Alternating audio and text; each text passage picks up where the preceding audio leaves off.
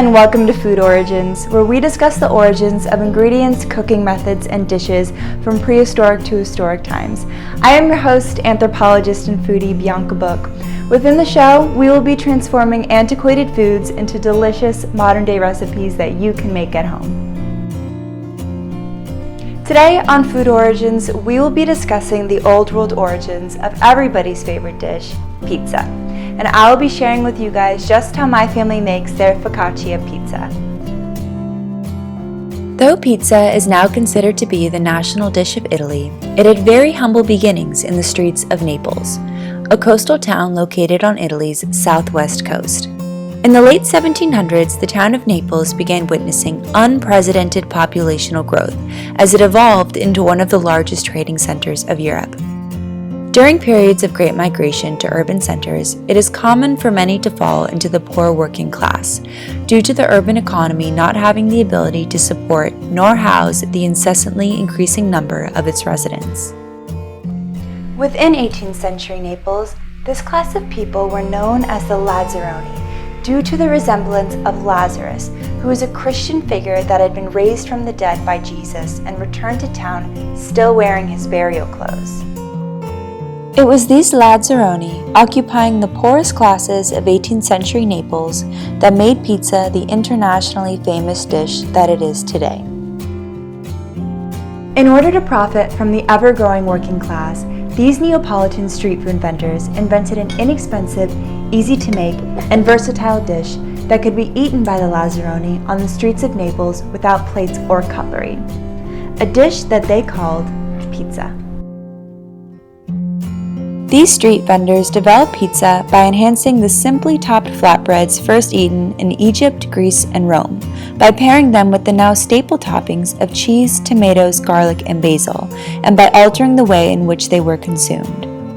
In order to maximize profit, Neapolitan street food vendors would make their savory top flatbreads into large pies that would then be cut according to each customer's request for breakfast, lunch, or dinner. Despite how undeniably delicious pizza is, the dish was fiercely judged by those not occupying the working class of 18th century Naples, and was even referred to as nauseating cakes for over a century. It took the word of a queen for Italy to finally recognize just what they'd been passing up on for so long. During a royal visit to Naples in 1889, King Umberto I and Queen Margherita of the new unified Italy requested to be served the local specialties. Their demands were met and they were served an assortment of pizzas, one with lard, caciocavallo cheese, and basil, another with sardines and anchovies, and a third with basil, tomatoes, and mozzarella, a pizza that is now known as Pizza Margherita, due to the Queen's enjoyment of the dish.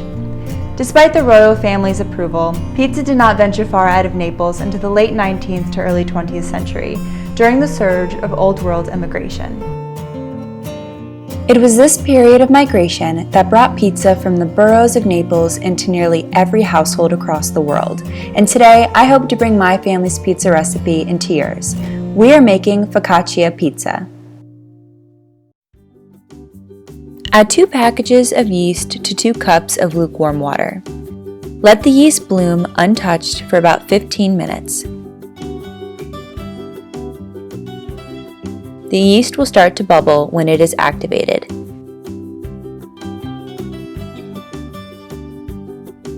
In a separate bowl, add 2 teaspoons of kosher salt to 5 cups of flour.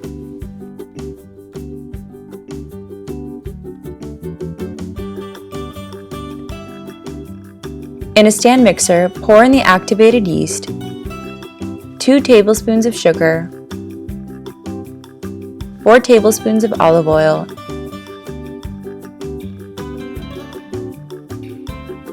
and 1/3 cup of vegetable oil. Mix on low while adding in the flour-salt mixture. Then mix on medium speed until the dough separates from the side of the bowl.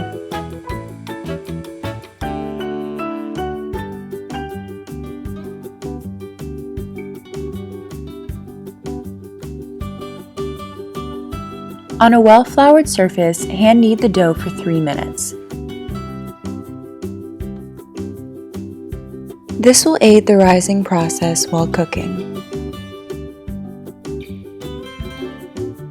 Coat a large bowl in olive oil. Place the dough in the bowl and cover with saran wrap or a tea towel. Let the dough rise for 1 hour in a warm, draftless area, preferably by a window. After 1 hour, knock down the dough. Then let it rise for an additional hour. Make sure to keep the dough covered.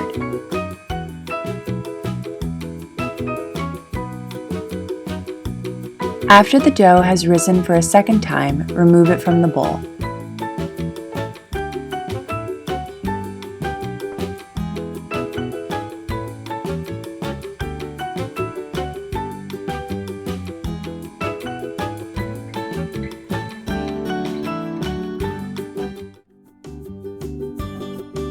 If you would like to make 2 smaller pizzas, then separate the dough into 2. If not, then skip this step.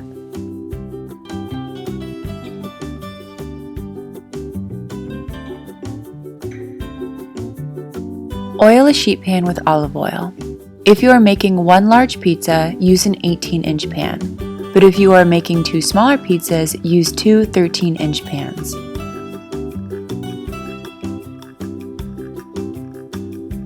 Stretch your dough so that it fills the pan.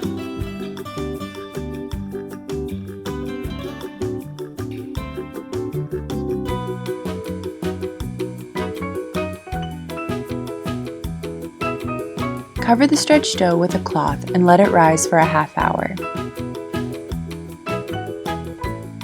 In the meantime, we are going to make a coating for the dough. Finely dice 6 garlic cloves and create a paste with 2 teaspoons of kosher salt.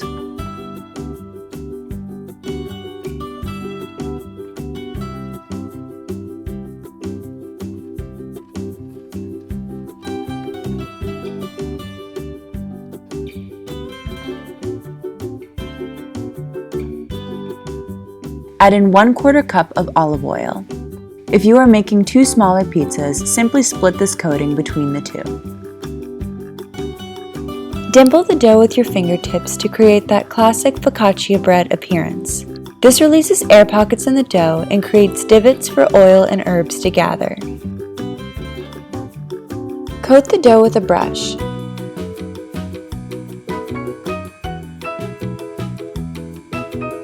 Then sprinkle about 5 tablespoons of dried rosemary over the pizza dough. Make sure to rub the rosemary between your fingers when coating your pizza to release the oils. Split this between the 2 pizzas if you have chosen to make 2 smaller pizzas.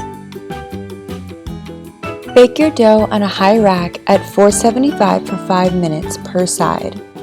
Pick your favorite toppings. I suggest mozzarella, sautéed mushrooms, homemade tomato sauce, prosciutto, sliced heirloom tomatoes, and fresh basil.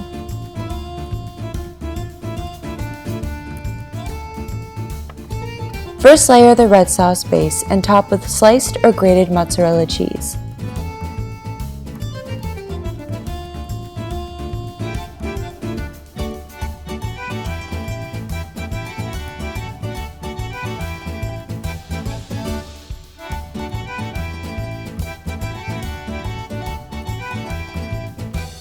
Then layer any toppings of your choice.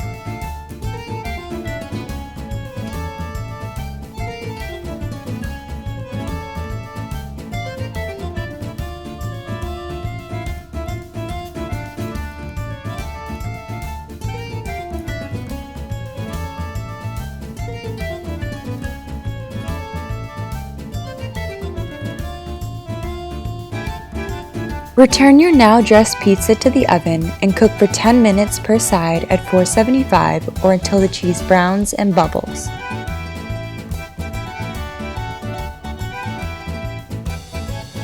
Top with sea salt, a drizzle of balsamic glaze, and basil.